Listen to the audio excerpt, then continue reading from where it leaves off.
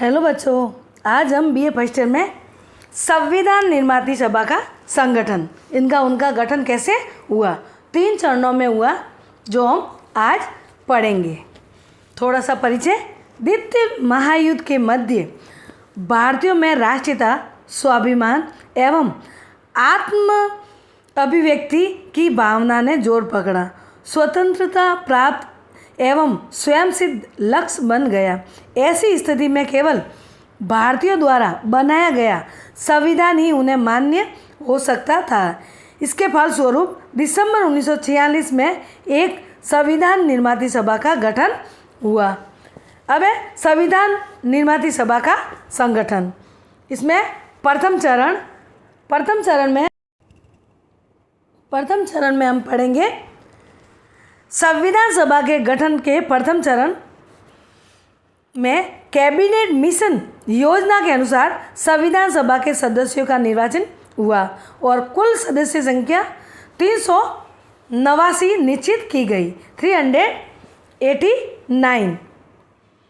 इसके बाद उस समय के प्रांतों के प्रतिनिधि प्रांतीय विधान सभाओं के सदस्यों द्वारा अप्रत्यक्ष निर्वाचन से निर्वाचित हुए थे और प्रत्येक प्रांत को और देशी रियासत या देशी रियासतों के समूह को अपनी जनसंख्या के अनुपात में कुल स्थान आवंटित किए गए थे। देशी रियासत जहाँ जिस क्षेत्र में राजाओं का शासन था।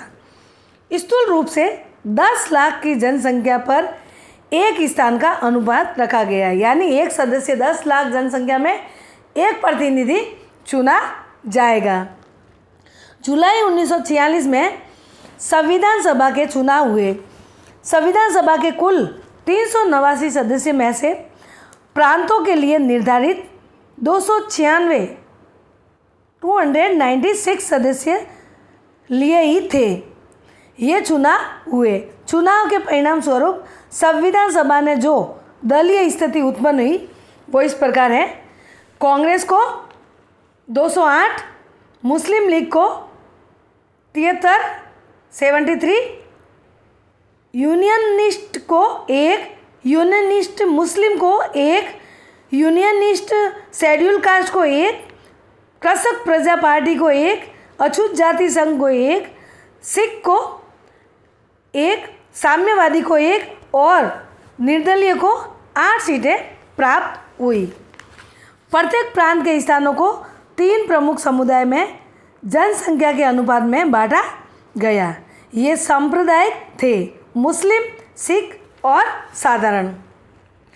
प्रांतीय सभा में प्रत्येक समुदाय के सदस्यों ने एकल संक्रमणीय मत के आनुपातिक प्रतिनिधि के अनुसार अपने प्रतिनिधि का निर्वाचित किया, यानी चुने हुए चुनना, यानी अप्रत्यक्ष द्वारा।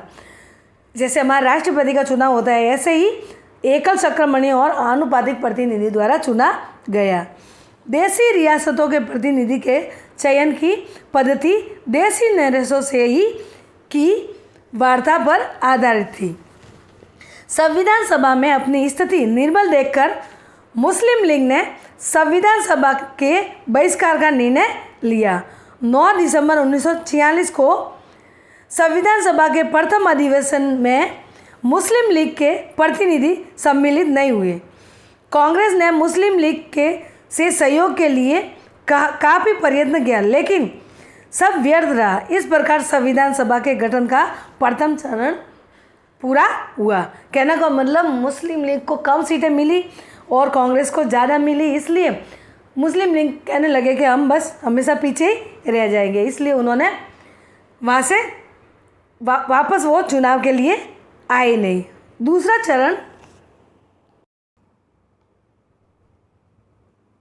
इस प्रकार से संविधान निर्माती सभा का दूसरा चरण स्टार्ट हुआ।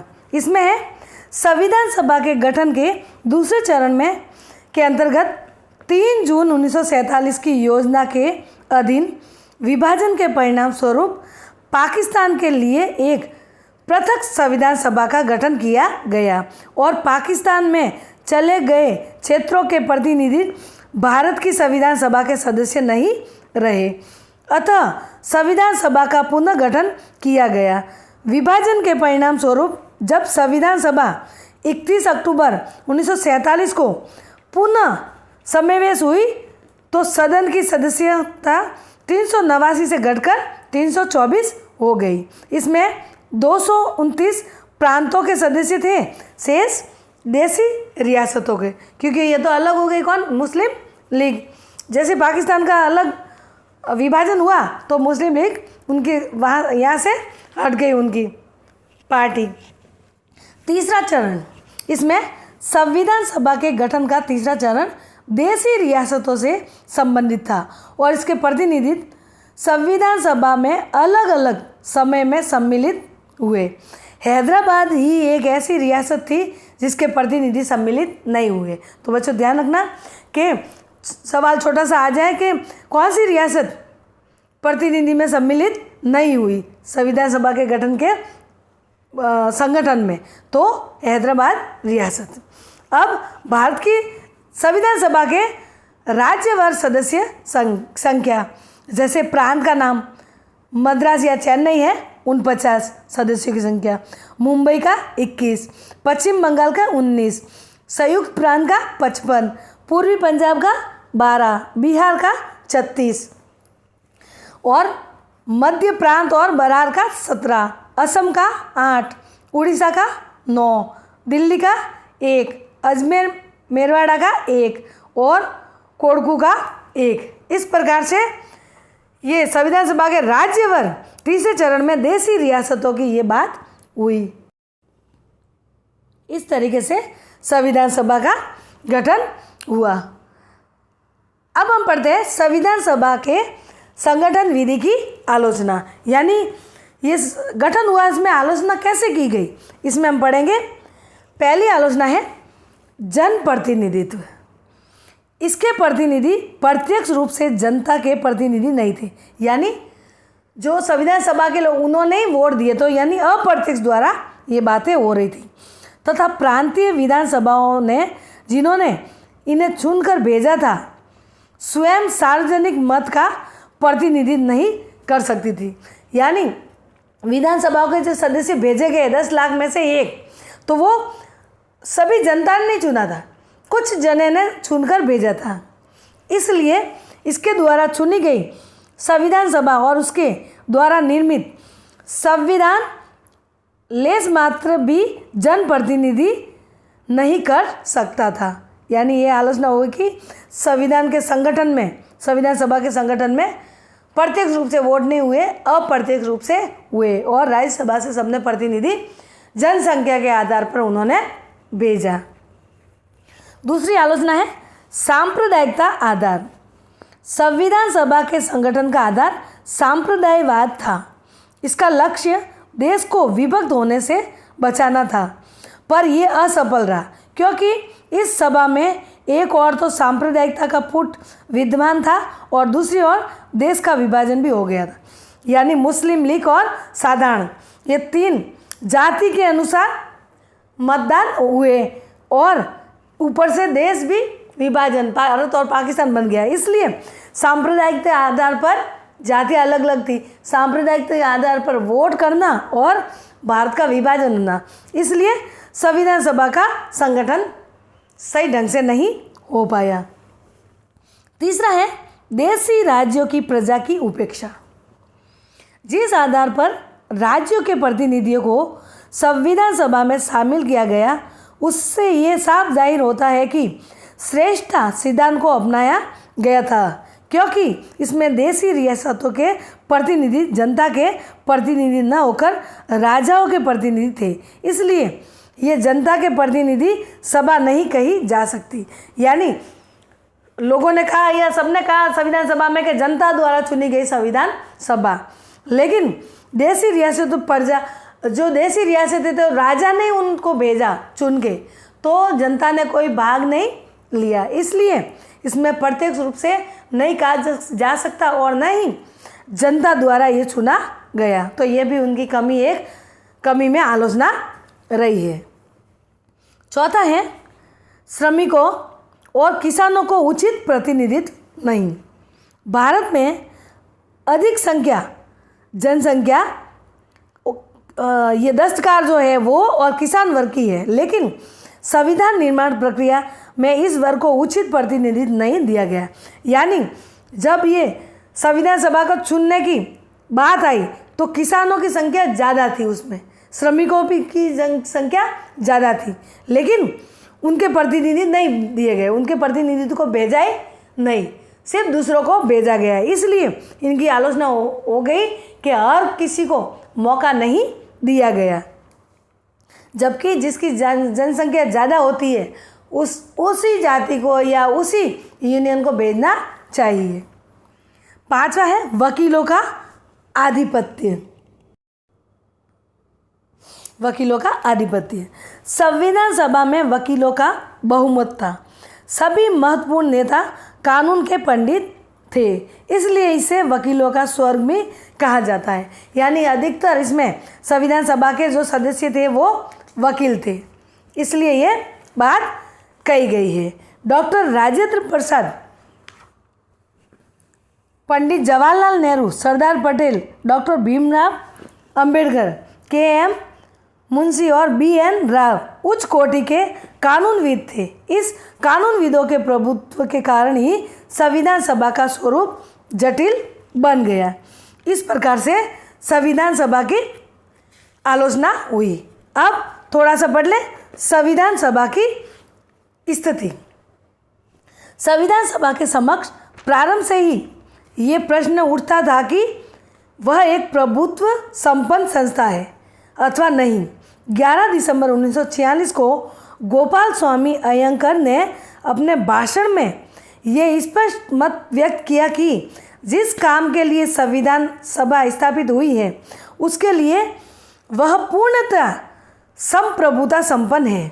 उन्होंने कहा कि इस सभा के संविधान की विधि ने इसके किन्हीं उपबंधों की व्याख्या का अधिकार बाहर की किसी भी न्यायिक या अन्य सत्ता को नहीं सौंपा है। संविधान की विधि की व्याख्या से संबंधित समस्त प्रश्नों का निर्णय सभापति के हाथों में रहेगा और वह केवल उन्हीं निर्देशों के अधीन होगा जो वह सभा अपने आप में दे सकती है। इस प्रकार डॉक्टर राजेंद्र प्रसाद ने इसकी स्थिति को स्पष्ट करते हुए संविधान सभा एक स्वयंशासी, स्वयं निर्णायक और स्वतंत्र संस्था है जिसकी कार्रवाई में हस्तक्षेप करने अथवा उसके निर्णय को बदलने का अधिकार किसी भी बाहरी शक्ति को नहीं है। उन्होंने भी यही कहा कि संविधान सभा को ये शक्ति प्राप्त है कि वह उन मर्यादा को नष्ट कर दे जो जन्म के समय पर आरोपित की गई। इस प्रकार से हमारा संविधान सभा पूर्ण रूप से संप्रभु संस्था थी जिसके देश के लिए नवीन संविधान का निर्माण किया था। अब प्रश्न उठता है कि क्या संविधान सभा एक प्रतिनिधि संस्था थी?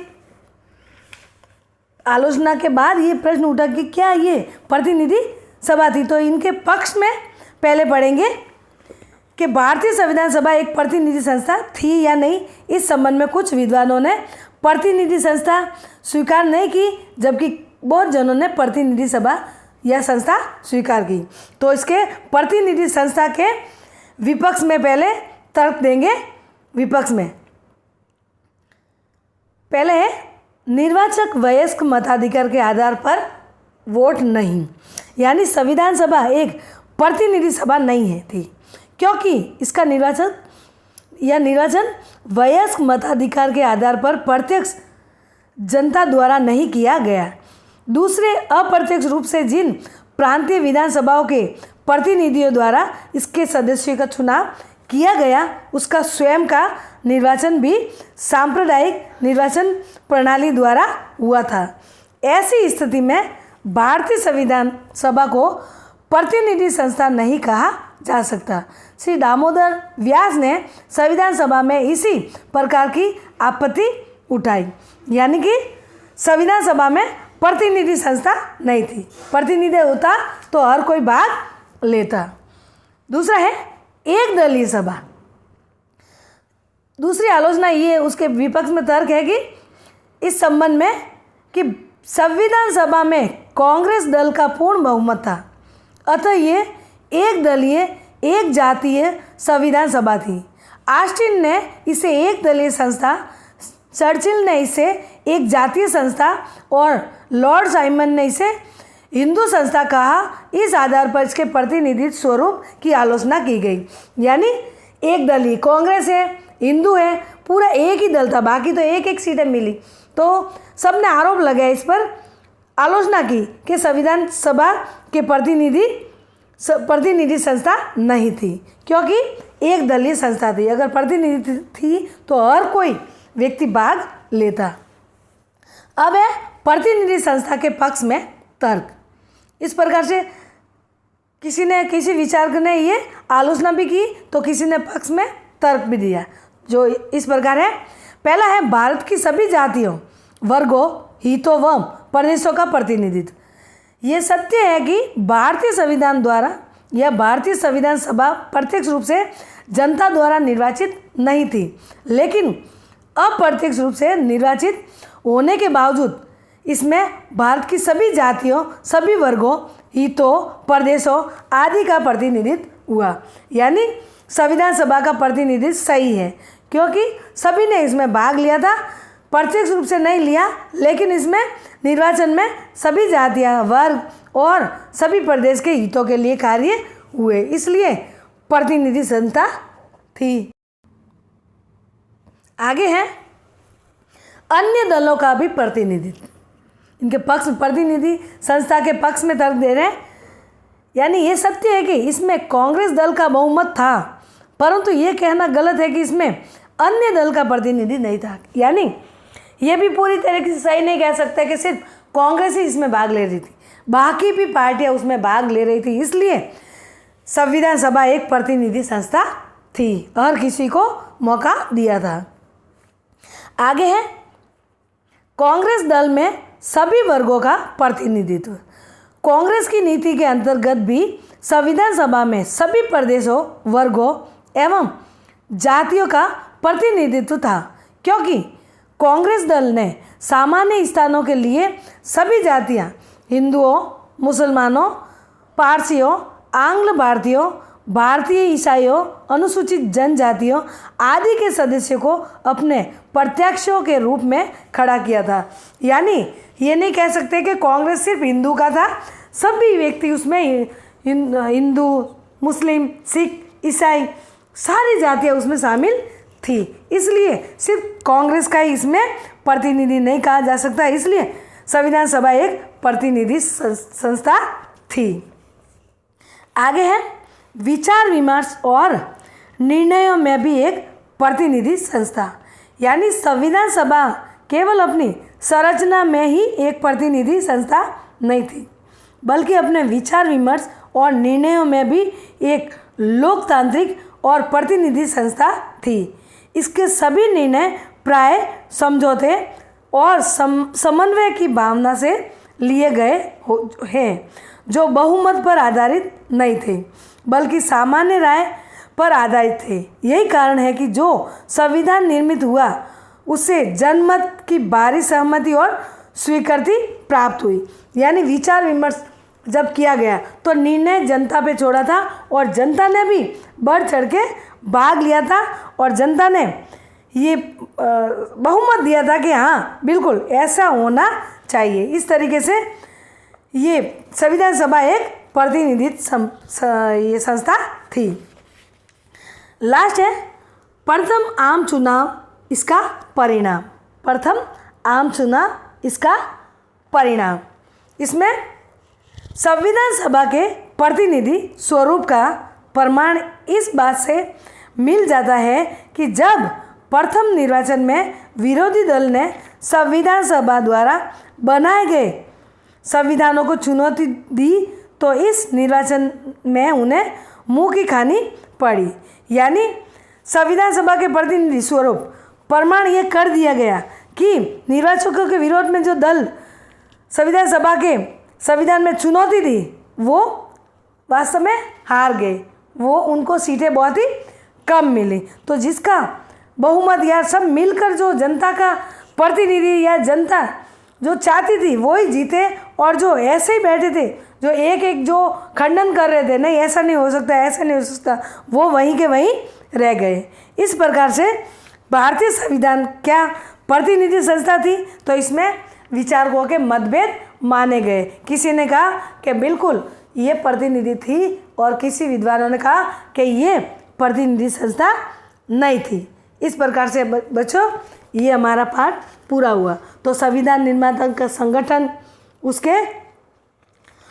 उसके उद्देश्य के और संविधान सभा के संगठन विधि की आलोचना, और हमने ये सब बातें पढ़ी। इसके अलावा क्या संविधान सभा की प्रतिनिधि थी और उनकी आलोचना भी हुई और अच्छाई भी हुई। कुल मिलाकर संविधान सभा की स्थिति अच्छी थी, और संविधान सभा में ये बात कही गई कि इसमें किसी में भी भेदभाव नहीं किया, जनता ने भी जो बढ़ चढ़ के भाग लिया, और संविधान निर्माता जो हमारी बनी सभा वो किसी के साथ भेदभाव नहीं किया, सभी को, हिंदू मुस्लिम सिख ईसाई सभी को महत्व दिया, हर किसी को, गरीब अमीर सभी को मौका दिया। इस प्रकार से बच्चों ये हमारा पाठ खत्म हुआ। कल हम पढ़ेंगे आगे का पाठ। ठीक है बच्चों, बाय।